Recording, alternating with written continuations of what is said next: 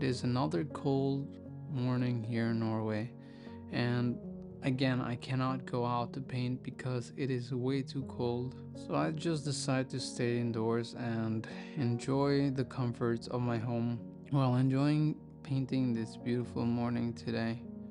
I took all my colors out of my palette and squeezed fresh paint just so I could try what I was talking about yesterday, which was being able to mix faster and with much more intense pigments.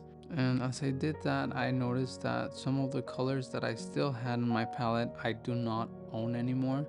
So I'm a bit scared of the results that I'm gonna get just because I'm not familiar with the colors that I squeezed out. I mean, they are closely similar to the ones that I had before, but they are still different, and that's the beauty and also the scary thing about using new colors from different manufacturers or even the same one, that they just do not act the same way that you expect it to. So you can have some surprises, you can say unwanted surprises, or really cool happy accidents like Bob Ross says. But in this painting, I actually didn't get either of them.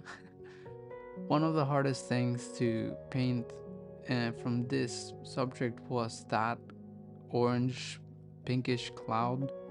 I don't think that I did a good job by skipping it first. I think I should have added it first before I did the gradient. But the problem is that if I added it first and then tried to do the gradient, then the gradient would have suffered. It wouldn't have looked so smooth. I mean, it's not perfectly smooth, but it is smoother than it could have been if I added that cloud. And that's one of the things that I find watercolor to be pretty challenging, is that if you don't put the brighter value first, then you're almost guaranteed to fail to do what you wanted to do. But I don't believe in this completely because I experiment a lot with watercolor. I try to not cage myself into these beliefs that you hear online all the time about how you're supposed to do or how you should approach watercolor, and these are the steps and blah blah blah.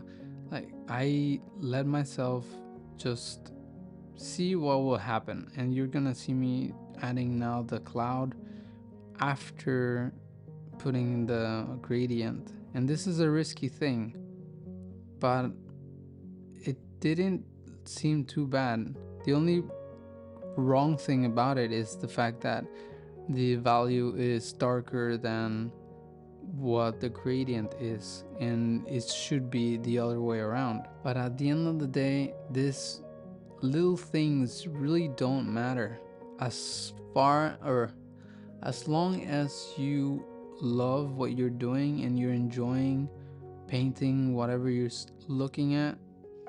Then these little things, I believe, that are just so secondary.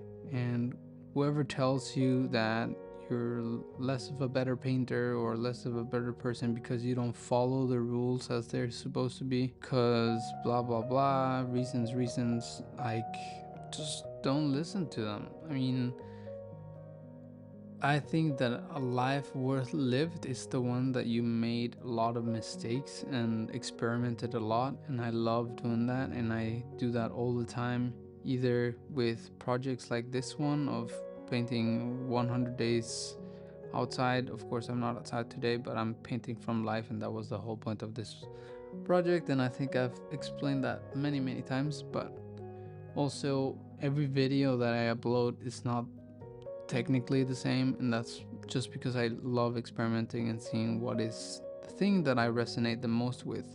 And that is the whole point, to try to practice what you love and finding what you love within what you love by experimenting, if that makes any sense. I think that just made total nonsense, but that's just how my brain works, and I'm sorry if that was confusing.